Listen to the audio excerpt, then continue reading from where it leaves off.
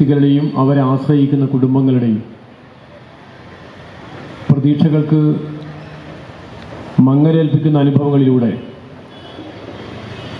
ഞങ്ങളുടെ തൊഴിൽ മേഖലയായ വ്യാപാര മേഖല മുന്നോട്ട് പോകുമ്പോൾ അതിനിടയാകുന്ന സാഹചര്യങ്ങൾ സംബന്ധിച്ച് വ്യാപാരികളോടും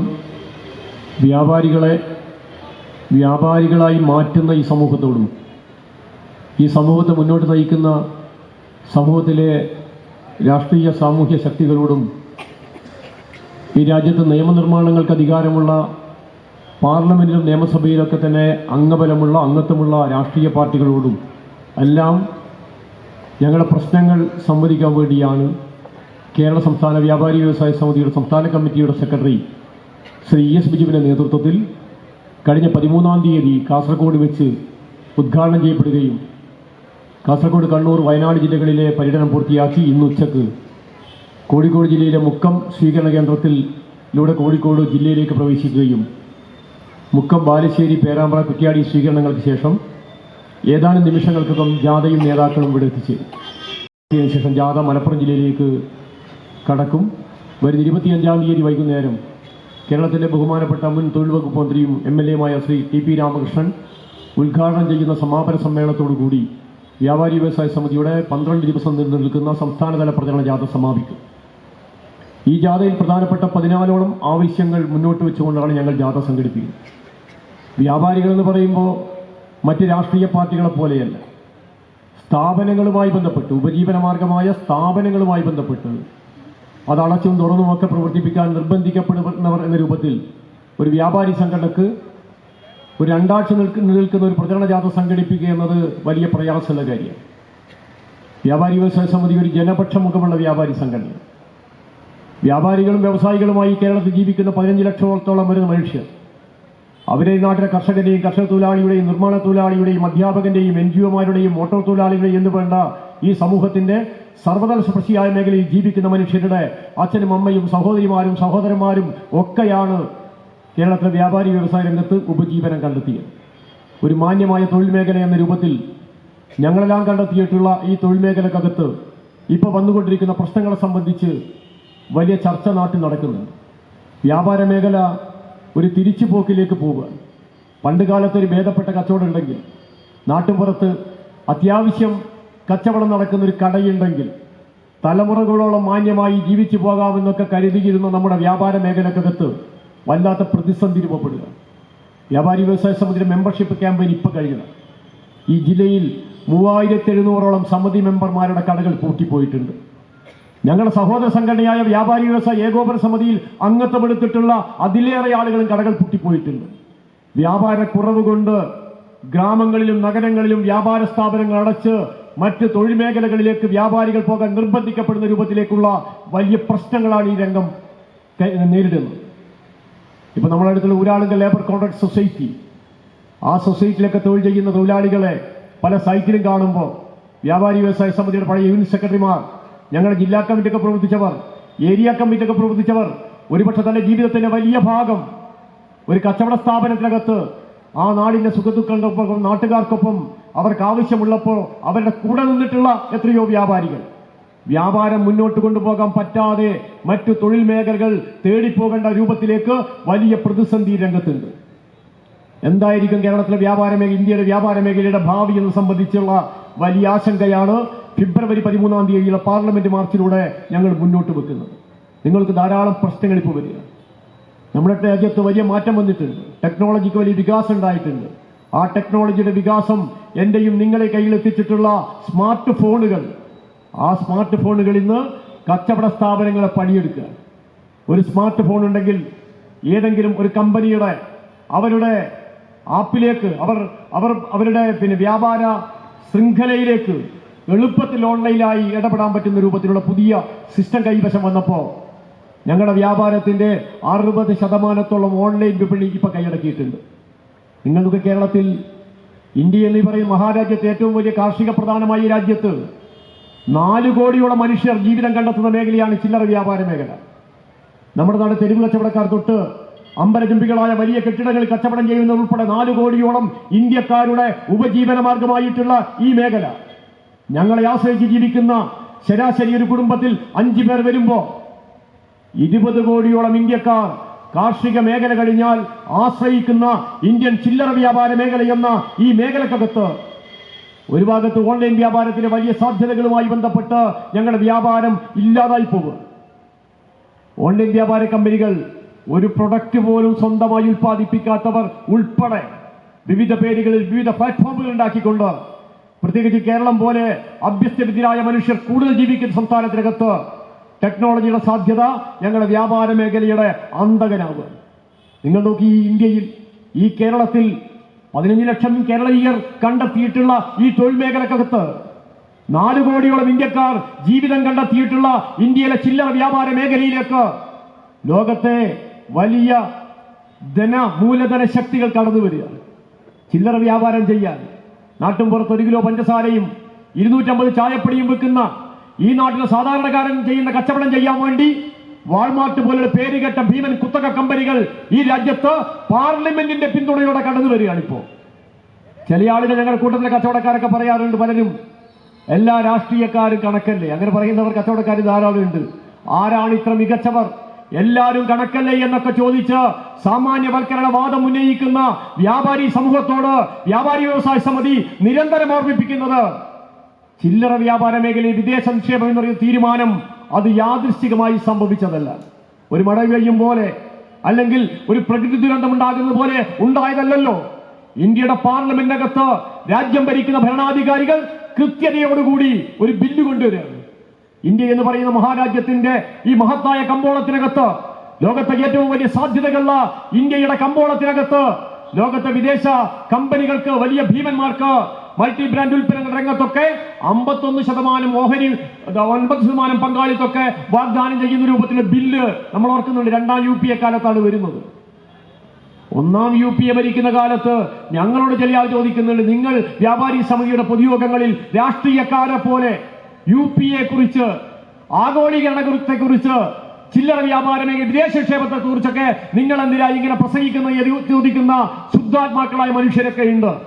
അവരോടൊക്കെ ഞങ്ങൾ എപ്പോഴും പറയാറുണ്ട്, ഞങ്ങൾ ജീവിക്കുന്ന സമൂഹം എങ്ങനെ മുന്നോട്ട് പോകണം എന്ന് തീരുമാനിക്കുന്നത് രാജ്യത്തിന്റെ നിയമനിർമ്മാണ സഭകളാണ്. ഇന്ത്യൻ പാർലമെന്റും കേരള നിയമസഭയാണ് കച്ചവടക്കാരുൾപ്പെടെയുള്ള ഈ സമൂഹത്തിലെ മനുഷ്യന്റെ ജീവിതം എങ്ങനെ വേണം എന്ന് നിശ്ചയിക്കുന്നത്. ഇന്ത്യയുടെ പാർലമെന്റ് ലോകത്തെ ഏറ്റവും വലിയ ജനാധിപത്യ രാജ്യം എന്ന് പറയുന്ന ഈ മഹത്തായ രാജ്യത്തിന്റെ പാർലമെന്റിനകത്ത് ചർച്ച ചെയ്തിട്ടാണ് ചില്ലറ വ്യാപാര മേഖലയിൽ വിദേശ നിക്ഷേപം അനുവദിക്കാൻ വേണ്ടി 2ാം UPA ഗവൺമെന്റ് തീരുമാനിക്കുന്നത്. 1ാം UPA കാലത്ത് ഞങ്ങൾ ഓർക്കുന്നുണ്ട്, ഇന്ത്യൻ ഭരണാധികാരികൾ അവരുടെ ഓരോ ബഡ്ജറ്റ് അവതരിപ്പിക്കുമ്പോഴും ഇന്ത്യയിലെ ഇന്ത്യൻ ഖജനാവിനും സംസ്ഥാന ഖജനാവിനും പ്രാദേശിക ഖജനാവിനും മുതൽ കൂട്ടാവുന്ന രീതിയിൽ ഞങ്ങൾ വരുമാനം ഉണ്ടാക്കി തരുന്നതിൽ, ആ ടാക്സ് കൊടുക്കുന്നതിൽ, അതിന്റെ ഇന്റർമീഡിയേറ്ററായി, അതിന്റെ മധ്യസ്ഥന്മാരായി നിന്ന് പ്രവർത്തിക്കുന്ന ഇന്ത്യയിലെ ബഹുഭൂരിപക്ഷം വരുന്ന ചെറുകിട കച്ചവടക്കാരനെയും ചെറുകിട വ്യവസായികളെയും സംരക്ഷിക്കാൻ ഇന്ത്യയുടെ ബഡ്ജറ്റിൽ എന്താണ് ഉൾക്കൊള്ളിച്ചിരിക്കുന്നത് എന്ന് ഞങ്ങൾ വളരെ ശ്രദ്ധാപൂർവം ഞങ്ങൾ വീക്ഷിക്കാറുണ്ട്. പക്ഷേ നിർഭാഗ്യമെന്ന് പറയട്ടെ, ഇന്ത്യയുടെ ധനകാര്യമന്ത്രി നിർമ്മല സീതാരാമൻ ഈ അവസാനം അവതരിപ്പിച്ച ബഡ്ജറ്റിൽ ഉൾപ്പെടെ ഈ വ്യാപാരി സമൂഹം വിവിധ ധനകാര്യ സ്ഥാപനങ്ങളിൽ നിന്ന് എടുക്കുന്ന വായ്പയിന്മേൽ ഞാനും നിങ്ങളും ഉൾപ്പെടെയുള്ള ഇന്ത്യയിലെ കച്ചവടക്കാർ എടുക്കുന്ന വായ്പയിന്മേൽ 1.5% ഞങ്ങൾ എടുക്കുന്ന ഓവർ ഡ്രാഫ്റ്റും ബന്ധപ്പെട്ട കെട്ടിയവളുടെ താലിയടക്കം പണയം വെച്ച് ഞങ്ങൾ എടുക്കുന്ന വായ്പയിന്മേൽ 1.5% നികുതി ഇളവ് പ്രഖ്യാപിച്ചുകൊണ്ട് ഈ ഇന്ത്യയിലെ വ്യാപാരി സമൂഹത്തിന് ഒരു ഉണർവേകാൻ അത്രയെങ്കിലും സഹായിക്കുമെന്നാണ് ഞങ്ങൾ പ്രതീക്ഷിച്ചത്. എന്നാൽ മറിച്ച് ആ കാര്യങ്ങൾക്ക് മുൻതൂക്കം കൊടുക്കാതെ ഇന്ത്യ ഭരിക്കുന്ന ഇന്ത്യൻ ഭരണാധികാരികൾ വിദേശ കുത്തക കമ്പനിക്കാരനെ, സ്വദേശ കുത്തക കമ്പനിക്കാരനെ, അവന്റെ സാമ്രാജ്യം എങ്ങനെ ഇന്ത്യയുടെ വിവിധ സംസ്ഥാനങ്ങളിൽ, ഇന്ത്യയുടെ വിവിധ മെട്രോപൊളിറ്റൻ സിറ്റികളിൽ അവന് കച്ചവടം ചെയ്യാൻ, അവനെങ്ങനെ ടാക്സ് കുറച്ചു കൊടുത്ത് അവനെ എങ്ങനെ സംരക്ഷിക്കാം എന്ന നിലപാട് സ്വീകരിക്കുന്ന ഈ ഇന്ത്യൻ ഭരണാധികാരികൾ അവരുടെ നയങ്ങളെ ഈ കേരളം പോലെയുള്ള ഈ കൊച്ചു സംസ്ഥാനത്തെ കച്ചവടക്കാർ അതിശക്തമായി ഒരു താക്കീതായി ഈ വരുന്ന ഫെബ്രുവരി 13-ന് ഞങ്ങൾ ഇന്ത്യൻ പാർലമെന്റിന്റെ മുന്നിലേക്ക് വീണ്ടും നയിക്കപ്പെടാൻ പോവുകയാണ്. ഇതിനോടനുബന്ധമായി ഞങ്ങൾ വീക്ഷിക്കുന്ന കാര്യം, ഞങ്ങളുടെ വിവിധ കച്ചവടക്കാർ ഇന്ന് അഭിമുഖീകരിക്കുന്ന ഏറ്റവും വലിയ വിഷയം ഓൺലൈൻ വ്യാപാരം. ഈ ഓൺലൈൻ വ്യാപാരം ഇന്ത്യയിൽ തഴച്ചു വളരുന്നതിന് വേണ്ടി ഇന്ത്യൻ കമ്പോളം ഇത്തരം ഓൺലൈൻ വ്യാപാരം നടത്തുന്നവർക്ക് കേന്ദ്ര ഭരണാധികാരികൾ, കേന്ദ്ര വാണിജ്യ വ്യവസായ വകുപ്പ് തുറന്നു കൊടുത്തിരിക്കുകയാണ്. വലിയ രീതിയിലുള്ള പരവതാനി പിരിച്ചുകൊണ്ടാണ് ഇന്ത്യൻ ഭരണാധികാരികൾ ഈ ഓൺലൈൻ കച്ചവടത്തിന്റെ വലിയ സ്രാവുകൾക്ക് ഇന്ത്യൻ കമ്പോളം തുറന്നു കൊടുത്തിരിക്കുന്നു. ഇത് തുറന്നു കൊടുത്തതിന്റെ ഏറ്റവും വലിയ പ്രയാസങ്ങൾ ഇന്ന് ഓരോ നഗരസഭയ്ക്കകത്തും ഓരോ നഗരങ്ങളിലും, എന്തിനു പറയുന്നു ഓരോ ഗ്രാമങ്ങളിലും ഞങ്ങളുടെ കച്ചവടക്കാർ ഇന്ന് ഒരു വർഷം, ഒരു സാമ്പത്തിക വർഷമെടുത്താൽ 10ഉം 20ഉം 25ഉം അടക്കമുള്ള കടകൾ അടഞ്ഞു പോയിക്കൊണ്ടിരിക്കുകയാണ്.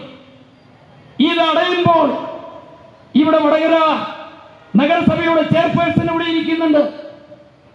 ആ ചെയർപേഴ്സൺ ഉൾപ്പെടെ ഈ വടകര നഗരസഭയ്ക്കകത്ത് ഇവിടുത്തെ വികസന പ്രവർത്തനങ്ങൾക്ക് ഈ വ്യാപാരികളുടെ ലൈസൻസ് ഫീസും തൊഴിൽ നികുതി അടക്കമുള്ള കാര്യങ്ങൾ ഈ വടകര നഗരസഭയ്ക്കുള്ള ചെറുതും വലുതുമായ വ്യാപാര സ്ഥാപനങ്ങളിൽ നിന്ന് ലഭിക്കുമ്പോൾ, പ്രിയമുള്ള വ്യാപാരികളെ, ഈ ഓൺലൈൻ കച്ചവടക്കാരൻ അവന്റെ പ്ലാറ്റ്ഫോമിൽ അവനൊരു മൊബൈൽ നമ്പർ എടുത്ത് അവനൊരു കേന്ദ്രത്തിൽ നിന്ന് ഇങ്ങോട്ട് സാധനങ്ങൾ അയച്ചുകൊണ്ട് ഈ പ്രാദേശികമായ വികസനത്തിന് ഫണ്ട് കണ്ടെത്തുന്ന ഈ മേഖലയടക്കം തകർക്കുകയാണ്. അതുതന്നെയാണ് ഇവന്റെ മാർക്കറ്റിംഗ് തന്ത്രം എന്ന് പറഞ്ഞാൽ. പ്രിയമുള്ളവർ ഓർക്കണം, ഇവിടെ ഒരു ശൃംഖലമായി, ഒരു മാലയിലെ കണ്ണികൾ പോലെ ഇവിടെയുള്ള തൊഴിലാളികൾ, ഇവിടെയുള്ള ഓട്ടോറിക്ഷ തൊഴിലാളികൾ, ഇവിടെയുള്ള ചുമട്ട് തൊഴിലാളികൾ, ഇവിടെയുള്ള ഡിസ്ട്രിബ്യൂട്ടർമാർ, ഇവിടെയുള്ള ഹോൾസെയിൽ വ്യാപാരികൾ, ഇവിടെയുള്ള റീറ്റെയിൽ വ്യാപാരികൾ, അവരെ അനുബന്ധമായി അവരെ ഡിപ്പെൻഡ് ചെയ്തുകൊണ്ട് ജീവിക്കുന്ന അവരുടെ കുടുംബാംഗങ്ങളെ അടക്കം മുഴുപട്ടിണിയിലേക്കാണ് ഈ നയസമീപനങ്ങൾ കൊണ്ടെത്തിച്ചിരിക്കുന്നത്. കച്ചവടക്കാരനെ രക്ഷിക്കാൻ നിങ്ങൾ ഈ കേരളത്തിൽ വ്യവസായ വകുപ്പിന്റെ കീഴിൽ കേരളത്തിന്റെ വ്യവസായ വികസനത്തിന് ഒരു പുതിയ ബന്ധാവ്, ഒരു പുതിയ വഴി കേരളം തുറക്കുന്നുണ്ട്. ആ രീതിയിൽ ഒന്നുകിൽ ഈ വികസനത്തിന്റെ ഭാഗമായി സമൂഹത്തെയും ബാധിക്കുന്നു എന്ന തിരിച്ചറിവ് ഈ വ്യാപാര സമൂഹത്തിനുണ്ട്. അതുകൊണ്ടാണ് കേരള സംസ്ഥാന വ്യാപാരി സമിതി ഞങ്ങളുടെ രണ്ടാമത്തെ മുദ്രാവാക്യമായി ഈ വിലക്കയറ്റം തടയണം എന്ന രീതിയിലുള്ള നിർദ്ദേശം കേന്ദ്ര സംസ്ഥാന സർക്കാരുകൾക്ക് നൽകിയിട്ടുണ്ട്. അങ്ങനെ 14 ആവശ്യങ്ങൾ ഈ കേരളത്തിന്റെ പൊതു മനസാക്ഷിയെ തൊട്ടുകൊടുത്തിട്ടുള്ള കേരള സംസ്ഥാന വ്യാപാരി വ്യവസായി ഈ കാലഘട്ടത്തിന്റെ പ്രസക്തിയെ ഉൾക്കൊണ്ടുകൊണ്ട് വ്യാപാരി വ്യവസായി സമിതിയുടെ സംസ്ഥാന സെക്രട്ടറി ES ബിജു നയിക്കുന്ന വ്യാപാര സംരക്ഷണ തുടങ്ങി ഈ വടകരയുടെ ES ബിജു അടക്കമുള്ള ജാഥയിലെ അംഗങ്ങൾ ഈ കാര്യങ്ങളെ കുറിച്ച് വളരെ വിശദമായി ഇവിടെ സംസാരിക്കുമെന്നുള്ളതുകൊണ്ട് കേരള സംസ്ഥാന വ്യാപാരി വ്യവസായി സമിതിയുടെ സംസ്ഥാന കമ്മിറ്റിക്ക് വേണ്ടി ഈ വടകരയിൽ നിങ്ങൾ നൽകിയ ഊഷ്മളമായ സ്വീകരണത്തിന് ഹൃദയത്തിന്റെ ഭാഷയിൽ നന്ദി പ്രകാശിപ്പിച്ചുകൊണ്ട് ഞാൻ എന്റെ വാക്കുകൾ പരിമിതപ്പെടുത്തുന്നു. നിങ്ങൾക്ക് നന്ദി, നമസ്കാരം. ഇവിടെയുള്ള രക്ഷിതാക്കളും കുട്ടികളൊക്കെ കാത്തിരിക്കുന്ന മേമുണ്ട ഹയർ സെക്കൻഡറി സ്കൂളിന്റെ സംസ്ഥാന കലോത്സവത്തിലെ 1ാം സ്ഥാനം മികച്ച നാടകമായി തിരഞ്ഞെടുക്കപ്പെട്ട നാടകത്തിന്റെ അവതരണം ഇവിടെ നടക്കാനുണ്ട്. ഇവിടെ പങ്കെടുത്ത എല്ലാവരെയും നേരത്തെ സ്വാഗത സംഘത്തിന് വേണ്ടി ഞങ്ങൾ ജനറൽ കൺവീനർ VSC സ്വാഗതം ചെയ്തിട്ടുണ്ട്. വ്യാപാര മേഖലയിൽ ഇന്ന് തൊഴിലാളികളും വ്യാപാരികളും അനുഭവിച്ചുകൊണ്ടിരിക്കുന്ന ഒട്ടനവധിയായ വിഷയങ്ങൾ ചൂണ്ടിക്കാണിച്ചുകൊണ്ട് കാസർഗോഡ് മുതൽ തിരുവനന്തപുരം വരെയുള്ള സന്ദേശ ജാഥയാണ് ഇന്ന് നമ്മുടെ വടകരയുടെ മണ്ണിലേക്ക് എത്തി നിൽക്കുന്നത്. ഇവിടെ ഇനി നടക്കാൻ പോകുന്നത് പ്രിയങ്കരനായ ജാഥ ക്യാപ്റ്റനുള്ള സ്വീകരണ പരിപാടിയാണ്. ആ സ്വീകരണം കൊടുക്കുവാൻ വേണ്ടി ഇവിടെ സന്നിഹിതരായിട്ടുള്ള ഓരോരുത്തരെയും ക്ഷണിച്ചുകൊണ്ട് വടകരയുടെ മണ്ണിലേക്ക് എത്തിച്ചേർന്നിട്ടുള്ള ഈ വ്യാപാര വ്യവസായ സമിതിയുടെ സംരക്ഷണ സന്ദേശ ജാഥയ്ക്ക് ഏറെ സ്നേഹത്തോടുകൂടെ എല്ലാവിധ വിപ്ലവ അഭിവാദ്യങ്ങളും അർപ്പിച്ചുകൊണ്ട് നിർത്തുകയാണ്. മുദ്രാവാക്യങ്ങൾ മനസ്സിലാക്കി വ്യാപാരി വ്യവസായ സമിതി മാത്രമല്ല ഈ പ്രക്ഷോഭത്തോടൊപ്പം അണിനിരക്കേണ്ടത്. ഈ നാട്ടിലെ മറ്റു തര ജനവിഭാഗങ്ങളും ഈ പ്രക്ഷോഭ പ്രചരണ പ്രവർത്തനത്തിനോടൊപ്പം അണിനിരക്കണം എന്നാണ് ജാഥ അംഗങ്ങൾക്ക് വേണ്ടി വ്യാപാരി വ്യവസായ സമിതിയുടെ കേരള സംസ്ഥാന കമ്മിറ്റിക്ക് വേണ്ടി നിങ്ങളോട് അഭ്യർത്ഥിക്കാനായിട്ടുള്ളത്. ഈ ജാഥയിൽ ഉന്നയിക്കപ്പെടുന്ന പ്രധാനപ്പെട്ട മുദ്രാവാക്യം വടകര മുനിസിപ്പാലിറ്റിക്ക് കൂടെ വേണ്ടിയിട്ടുള്ളതാണ്. അതുകൊണ്ട് ചെയർപേഴ്സൺ ശ്രീമതി ബിന്ദു അവറുകൾ ഈ കാര്യങ്ങളെല്ലാം മനസ്സിലാക്കി ഞങ്ങളോടൊപ്പം ചേരും എന്ന് ഞങ്ങൾക്ക് നല്ല വിശ്വാസമുണ്ട്. അത് വടകര മുനിസിപ്പാലിറ്റിക്ക് വേണ്ടി മാത്രമല്ല, പേരാമ്പ്രയിൽ ഞങ്ങളുടെ ജാഥ എത്തുമ്പോൾ ഈ ജാഥയെ അഭിവാദ്യം ചെയ്യാൻ, ജാഥയെ അനുധാവനം ചെയ്യാൻ ആ വടകരയിലെ ചുമട്ടുതൊഴിലാളികൾ ഞങ്ങളോടൊപ്പം അണിനിരന്നു. ഈ ജാഥയെ അനുധാവനം ചെയ്യുകയും ഈ ജാഥയ്ക്ക് അഭിവാദ്യം അർപ്പിക്കുകയും ചെയ്യുന്നതിന് ആ മേഖലയിലെ ഓട്ടോറിക്ഷ തൊഴിലാളികൾ അവരുടെ യൂണിഫോമും അണിഞ്ഞ് ഞങ്ങളുടെ ജാഥയോടൊപ്പം പങ്കുചേരുന്ന അനുഭവമുണ്ടായി. പ്രവാസികൾ അവർ വിശ്വസിക്കുന്ന അവർ അംഗങ്ങളായിട്ടുള്ള പ്രവാസി സംഘടനകളുടെ കൊടികളുമേന്തി ഈ ജാഥയോടൊപ്പം ചേർന്നു. കൃഷിക്കാരായിട്ടുള്ള ആളുകൾ വയനാട് ഞങ്ങളുടെ ജാഥ എത്തുമ്പോൾ മാനന്തവാടിയിലും സുൽത്താൻ ബത്തേരിയിലും കൽപ്പറ്റയിലുമെല്ലാം ആ കാർഷികോൽപ്പന്നങ്ങൾ എന്തിക്കൊണ്ടാണ് ഈ ജാഥയെ വരവേൽക്കാൻ തയ്യാറായി ഞങ്ങളുടെ മുമ്പാകെ വന്നത്. ഇതെല്ലാം ഈ സമൂഹത്തിന്റെ ഓരോ പരിച്ഛേദമാണ്. ഞങ്ങൾ ആഗ്രഹിച്ചതും അതുതന്നെയാണ്. ഈ ജാഥയിൽ ഉന്നയിക്കപ്പെട്ടിട്ടുള്ള പ്രശ്നം കേവലം വ്യാപാര പ്രശ്നങ്ങൾ മാത്രമല്ല, ഈ നാടിന്റെ പ്രശ്നങ്ങളാണ്. ഈ നാട് നേടിയെടുത്തിട്ടുള്ള സ്വാതന്ത്ര്യവും പരമാധികാരവും ജനാധിപത്യ അവകാശങ്ങളും നിലനിൽക്കണമെന്നത് ഈ ജാഥയുടെ മുദ്രാവാക്യമാണ്. വിലക്കയറ്റം രാജ്യത്ത് രൂക്ഷമായി വരുമ്പോൾ ആ വിലക്കയറ്റം തടയണമെന്നത് ഈ ജാഥയുടെ കേന്ദ്ര മുദ്രാവാക്യമാണ്. നമ്മുടെ നാട്ടിൽ നടക്കുന്ന വികസന പ്രക്രിയയ്ക്ക് കൂടുതൽ കരുത്തും ഉണ്ടാവണമെന്നത് ഈ ജാഥയുടെ മുദ്രാവാക്യമാണ്. കാർഷികോൽപ്പന്നങ്ങൾക്ക് മതിയായ വില ലഭിക്കണമെന്നത് വ്യാപാരികളുടെ മാത്രം ആവശ്യമല്ല, കൃഷിക്കാരുടെ മാത്രം ആവശ്യമല്ല, ഈ നാടിന്റെ ആവശ്യമാണ്. ഉൽപ്പന്നങ്ങൾക്ക് വില കൂടണമെന്ന് ഞങ്ങൾ പറയുമ്പോൾ ആ കാർഷികോൽപ്പന്നങ്ങൾക്ക് വില ലഭിച്ചാലേ, ആ കൃഷിക്കാരായിട്ടുള്ള ആളുകളുടെ വാങ്ങൽ ശേഷി വർദ്ധിച്ചാലേ ഞങ്ങളുടെ മാർക്കറ്റുകളിൽ, വ്യാപാര സ്ഥാപനങ്ങളിൽ വാങ്ങിവെച്ചിട്ടുള്ള ഉൽപ്പന്നങ്ങൾ വാങ്ങാനുള്ള വാങ്ങൽ ശേഷി അവർക്ക് കൈവരിക്കാൻ കഴിയൂ. പ്രവാസികൾ ജാഥയെ സ്വീകരിക്കാൻ വരുമ്പോൾ അവരുമായി ഞങ്ങൾ സംസാരിക്കുമ്പോഴാണ് ഞങ്ങൾക്ക് മനസ്സിലാവുന്നത്, പ്രവാസ ജീവിതത്തിന് ശേഷം തിരിച്ചു വരുന്ന ആളുകൾ മറ്റൊരു ജോലി ലഭിക്കാത്തതിന്റെ ഭാഗമായി അവരുടെ കുടുംബം സുരക്ഷിതത്വം ഉണ്ടാവുന്നതിന് വേണ്ടി തെരഞ്ഞെടുക്കപ്പെടുന്നത് വ്യാപാരമോ ചെറുകിട വ്യവസായവുമാണ്. ആ പ്രവാസികൾക്ക് കൂടെ വേണ്ടിയിട്ടാണ് ജാഥ. ചുമട്ടുതൊഴിലാളികൾ ഞങ്ങളോട് പറഞ്ഞു, അവിടെ കക്ഷി രാഷ്ട്രീയത്തിന്റെ പ്രശ്നമില്ല.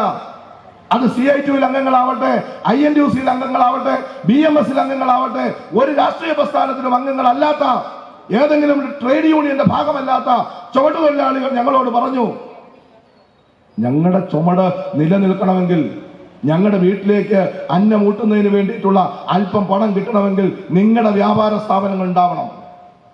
ഈ ചെറുകിട വ്യാപാര മേഖലയും വ്യവസായ മേഖലയും ഉണ്ടെങ്കിൽ മാത്രമേ ഞങ്ങളുടെ കയറ്റിറക്ക് തൊഴിൽ നടക്കൂ. അതുകൊണ്ടാണ് ഈ ജാഥയെ സ്വീകരിക്കാൻ ചുമട്ടുതൊഴിലാളികൾ എന്ന നിലയിൽ ഞങ്ങൾ നല്ല ജാഗ്രതയോടുകൂടി നിങ്ങളോടൊപ്പം അണിനിരുന്നത്. നമ്മുടെ നാട്ടിലെ വൻകിട പുസ്തക സ്ഥാപനങ്ങളിൽ ആ ചുമട്ടുതൊഴിലാളിക്ക് പണി കിട്ടില്ല. നമ്മുടെ നാട്ടിൽ ലുലു സൂപ്പർ മാർക്കറ്റ് വന്നാൽ ആ കയറ്റിറക്ക് തൊഴിലാളിക്ക് അവിടെ ജോലി ഉണ്ടാവില്ല. മോർ സൂപ്പർ മാർക്കറ്റിലോ നമ്മുടെ സ്മാർട്ട് പോയിന്റുകളിലോ ആ ചുമട്ടുതൊഴിലാളികൾക്ക് കയറ്റിറക്ക് തൊഴിലില്ല. വരാൻ പോകുന്ന വാൾമാർട്ടും ടെസ്കയും കാരിഫറും പോലുള്ള വൻകിട പുസ്തക കമ്പനികൾ വന്നാൽ ഈ ചുമട്ടുതൊഴിലാളിക്ക് തൊഴിൽ കിട്ടില്ല. ഈ ജാഥയുടെ മറ്റൊരു മുദ്രാവാക്യമാണ് ഓൺലൈൻ വ്യാപാരം നിയമാനുസൃതമായി നടത്താനുള്ള സംവിധാനം ഉണ്ടാവണം. ആ ചുമട്ടുതൊഴിലാളിക്ക് ജോലി കിട്ടണമെങ്കിൽ ഓൺലൈൻ വ്യാപാരത്തിൽ ഒരു ചുമട്ടുതൊഴിലാളിക്കും ജോലിയില്ല. നമ്മളെല്ലാം ഇന്ന് ഉൽപ്പന്നം വാങ്ങുന്നത്, നമ്മളെല്ലാം അതിന്റെ ഭാഗമായി പങ്കുചേരുന്നത് ഓൺലൈൻ കച്ചവടത്തിലാണ്. ആ ഓൺലൈൻ വ്യാപാരത്തിൽ ഈ ചുമട്ടുതൊഴിലാളിക്ക് ജോലിയില്ല, ഈ ഓട്ടോറിക്ഷ തൊഴിലാളിക്ക് ജോലിയില്ല, ഈ കൃഷിക്കാർ ഉൽപ്പാദിപ്പിക്കപ്പെടുന്ന കാർഷികോൽപ്പന്നങ്ങൾ അവർക്ക് ആ വിപണികളിൽ വിൽപ്പന നടത്താനാവില്ല. ബാർഗൈനിങ് കപ്പാസിറ്റി ഉള്ള മാർക്കറ്റുകളല്ലത്. ആ മാർക്കറ്റുകൾ ഉണ്ടാവണമെങ്കിൽ നമ്മുടെ ചെറുകിട ഇടത്തരം വ്യാപാര മേഖല, നമ്മുടെ വ്യാവസായിക മേഖല ത്വരിതപ്പെട്ടെങ്കിൽ മാത്രമേ, അത് ഇന്നത്തെ അർത്ഥത്തിൽ അവരുടെ ക്രയശേഷിയുടെ വിന്യാസം നല്ല നിലയിൽ പ്രയോജനപ്പെടുത്തിയെങ്കിൽ മാത്രമേ ആ ആളുകൾക്കെല്ലാം ജോലി ഉണ്ടാകൂ. അതുകൊണ്ട് ഈ ജാഥ നടത്തുന്നത് ചുമട്ടുതൊഴിലാളിക്ക് വേണ്ടിയിട്ടാണ്, ഓട്ടോറിക്ഷ തൊഴിലാളിക്ക് വേണ്ടിയിട്ടാണ്, ഈ നാട്ടിലെ പ്രവാസികൾക്ക് വേണ്ടിയിട്ടാണ്, ഈ നാട്ടിലെ കർഷക തൊഴിലാളിക്ക് വേണ്ടിയിട്ടാണ്, ഈ നാട്ടിലെ വിദ്യാർത്ഥിക്ക് വേണ്ടിയിട്ടാണ്, ഈ നാട്ടിലെ മഹിളകൾക്കും യുവാക്കൾക്കും വേണ്ടിയിട്ടാണ്, ഈ നാടിന് വേണ്ടിയിട്ടാണ്. ചില്ലറ വ്യാപാര രംഗത്തേക്ക് വിദേശ പ്രത്യക്ഷ നിക്ഷേപം അനുവദിക്കരുത്, അതിനാവശ്യമായിട്ടുള്ള നിയന്ത്രണങ്ങളോടുകൂടി മാത്രമേ അത്തരം നിക്ഷേപം സ്വീകരിക്കാവൂ എന്ന് പറയുന്നത് ഈ നാട് നേടിയെടുത്തിട്ടുള്ള സ്വാതന്ത്ര്യം നിലനിർത്തുന്നതിന് വേണ്ടി കൂടിയാണ്. നമുക്കറിയാം, ഈ ചരിത്ര പ്രാധാന്യമുള്ള നാടാണ് കോഴിക്കോടിന്റെ മണ്ണ്, കടത്തനാടിന്റെ നാടാണ് വടകരയുടെ മണ്ണ്. സാമ്രാജ്യത്വ വിരുദ്ധ പോരാട്ടത്തിന്റെ നെറുകയിൽ ചുടുനിണമണിഞ്ഞ രേഖകൾ എഴുതി ചേർത്ത ഇന്നലകളിൽ ചരിത്രമുള്ള മണ്ണാണ് കോഴിക്കോടിന്റെ മണ്ണ്. കപ്പാട് കടൽ ബീച്ചിൽ വാസ്കോ ഡി ഗാമ പോർച്ചുഗീസ് പടയോടുകൂടി ഇവിടെ വന്നത് കുരുമുളക് കച്ചവടത്തിനായിരുന്നു. ആ കുരുമുളക് കച്ചവടത്തിൽ നിന്നാണ് നാട്ടുരാജാക്കന്മാരെ തമ്മിലടിപ്പിച്ച് ആ നാട്ടുരാജാക്കന്മാരെ കീഴടക്കി ചുങ്കം പിരിക്കാനുള്ള അധികാരത്തോടെ ഈ രാജ്യത്തിന്റെ പതിറ്റാണ്ടുകൾ നീണ്ടുനിന്ന അടിമതുല്യമായിട്ടുള്ള അവകാശം നേടിയെടുത്ത സാമ്രാജ്യത്വത്തിന്റെ കടന്നുവരവ് അവിടെ നിന്നാണ് ആരംഭിച്ചത്. കുരുമുളക് കച്ചവടത്തിൽ നിന്നാണ് ആരംഭിച്ചത്. ആ കച്ചവട സാധ്യതയായിരുന്നു അവർ പ്രയോജനപ്പെടുത്തിയത്. അവിടെ നിന്നാണ് രാജ്യത്തിന്റെ ഭരണാധികാരത്തിലേക്ക് എത്തിയത്. നമ്മുടെ ദേശാഭിമാനികളായിട്ടുള്ള ആളുകൾ, ദേശസ്നേഹികളായിട്ടുള്ള ആളുകൾ പതിറ്റാണ്ടുകൾ നീണ്ടുനിന്ന ഉജ്ജ്വലമായിട്ടുള്ള പോരാട്ടത്തിന്റെ ഭാഗമായിട്ടാണ് ചെങ്കോട്ടയിൽ യൂണിയൻ ജാക്കിന്റെ പതാക വലിച്ചു താഴ്ത്തി ഇന്ത്യയുടെ ദേശാഭിമാനത്തിന്റെ, ദേശീയ ബോധത്തിന്റെ, ജനാധിപത്യ അവകാശത്തിന്റെ ത്രിവർണ്ണ പതാക ഉയർത്തിപ്പിടിച്ച് ഈ രാജ്യത്തിന്റെ സ്വാതന്ത്ര്യം നേടിയത്. അന്ന് വൈദേശികാധിപത്യം കടന്നു വന്നത് പായ്ക്കപ്പന്റെ അകമ്പടിയോട് കൂടിയിട്ടായിരുന്നു. ഇന്ന് വൈദേശികാധിപത്യം, കൊളോണിയൽവൽക്കരണം നമ്മുടെ നാട്ടിലേക്ക് കടന്നു വരുന്നത് ആ പായ്ക്കപ്പലിന് പകരം അവിടെ സാറ്റലൈറ്റിന്റെയും ഉപഗ്രഹത്തിന്റെയും എല്ലാം സഹായത്തോടു കൂടിയിട്ടുള്ള പുതിയ അത്യന്താധുനിക സാങ്കേതിക വിദ്യ ഉപയോഗിച്ചുകൊണ്ടാണ് പുതിയ കച്ചവട സാധ്യത പ്രയോജനപ്പെടുത്താൻ വാൾമാർട്ടും ടെസ്കോയും കാരിഫറും വൻകിട കുത്തകളും ധനമൂലധന ശക്തികളും നമ്മുടെ നാട്ടിലേക്ക് കടന്നു വരുന്നതെന്നുള്ള വ്യത്യാസം മാത്രമേ ഉള്ളൂ. രണ്ടും കച്ചവടമാണ്. ഇനി ഈ നാട് അത്തരമൊരു സാധ്യതയിലേക്ക് പോകാൻ പാടില്ല എന്ന നിലപാട് ആവർത്തിച്ചുറപ്പിക്കുന്ന ജാഥയാണ് ഈ ജാഥ. അതുകൊണ്ടാണ് ഞങ്ങൾ പറയുന്നത്, ഈ ജാഥ ഈ നാട്ടുകാർക്ക് വേണ്ടിയിട്ടാണ്, കേവല കച്ചവടക്കാർക്ക് മാത്രമല്ല. ഇന്ത്യ ഒരു കാർഷിക പ്രാധാന്യമുള്ള രാജ്യമാണ്. ഇന്ത്യ രാജ്യം ബഹുസ്വരതയുടെ നാടാണ്. ലോകത്ത് ഇത്രയേറെ വൈജാത്യങ്ങളുള്ള ഒരു രാജ്യം വേറൊരിടത്തുമില്ല. എത്രയോ ഭാഷകൾ സംസാരിക്കുന്ന ആളുകളാണ് നമ്മുടെ രാജ്യത്തുള്ളത്. ദേശാഭിമാനത്തിന്റെയും ദേശീയ ബോധത്തിന്റെയും ഏറ്റവും ഉയർന്ന അതിന്റെ രൂപത്തെ നമ്മൾ ഹൃദയത്തിൽ ഏറ്റുവാങ്ങുമ്പോ, ഭാരതം എന്ന പേരു കേട്ടാൽ അഭിമാനപൂരിതമാകണം അന്തരംഗമെന്ന് നാം പറയുമ്പോ, ഈ നാടിന്റെ ദേശാഭിമാനമാണ് നമ്മളെ ഭരിക്കുന്നത്. ഈ നാടിന്റെ ജനാധിപത്യ അവകാശമാണ് ഈ നാട്ടിൽ നമുക്ക് സുരക്ഷിതത്വം ഒരുക്കുന്നത്. BR അംബേദ്കർ ലിഖിതമായി എഴുതി ചേർത്ത ഭരണഘടനയുടെ കരുത്താണ് ഈ നാടിന്റെ കരുത്തെന്ന് പറയുന്നത്. അത് ചോർന്നു പോകാൻ പാടില്ല. അത് വീണ്ടും മറ്റേതെങ്കിലും തരത്തിലുള്ള വൻകിട കുത്തക കമ്പനികളുടെ കൈകളിലേക്ക് അത് ആണ്ടിറങ്ങാൻ പാടില്ല. അതിനുവേണ്ടി കൂടിയിട്ടാണ് ഈ ജാഥ സംഘടിപ്പിക്കപ്പെട്ടിട്ടുള്ളത്.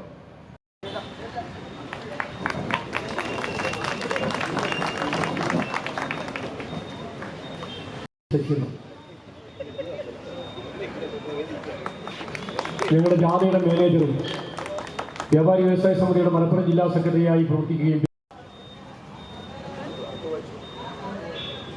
സമിതിയുടെ തൃശൂർ ജില്ലാ സെക്രട്ടറിയായി ദീർഘകാലം പ്രവർത്തിച്ച് നേരത്തെ നിങ്ങൾ അഭിസംബോധന ചെയ്തിട്ടുള്ള ജനപ്രതിനിധി കൂടിയായിട്ടുള്ള സമിതിയുടെ പ്രിയപ്പെട്ട നേതാവ് ആർ രാധാകൃഷ്ണൻ സ്വീകരിക്കുന്നത് സമിതിയുടെ കോഴിക്കോട് ജില്ലാ ജോയിന്റ് സെക്രട്ടറി കൂടിയായ വർക്കാട്ടേരി ഏരിയ സെക്രട്ടറി, സമിതിയുടെ കോഴിക്കോട് ജില്ലാ കമ്മിറ്റിയുടെ പ്രസിഡന്റും സംസ്ഥാന വൈസ് പ്രസിഡന്റുമായ ഞങ്ങളുടെ പ്രിയപ്പെട്ട നേതാവ് സൂര്യ അബ്ദുൽ ഗഫൂറിനെ സ്വീകരിക്കുന്നത് ഭാർഗവട്ടൻ മണിയൂർ ഏരിയ സെക്രട്ടറി.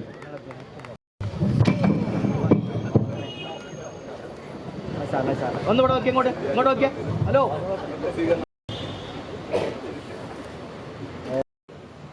FD ജില്ലാ സെക്രട്ടറിയെ ബാലേട്ടൻ ഉൾപ്പെടെയുള്ള നേതാക്കൾ സ്വീകരിക്കുന്നു.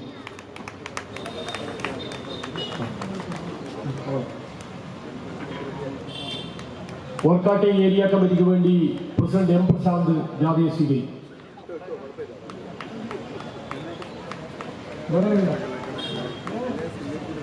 കരിമ്പനപ്പാലം യൂണിറ്റിന് വേണ്ടി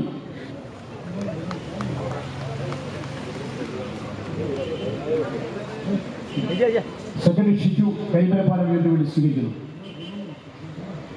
പയ്യോളി ഏരിയ കമ്മിറ്റിക്ക് വേണ്ടി secretary K Sasi, Vadakara town unit കമ്മിറ്റിക്ക് വേണ്ടി ജില്ലാ കമ്മിറ്റി അംഗം KN വിനോദ്,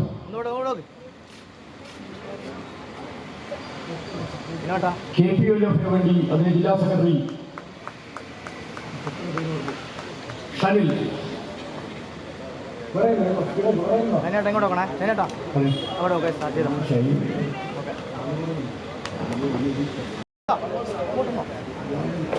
ആ ശരി.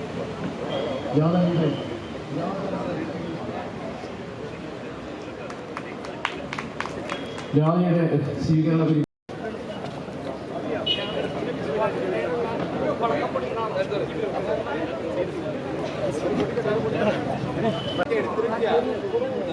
അവിടെ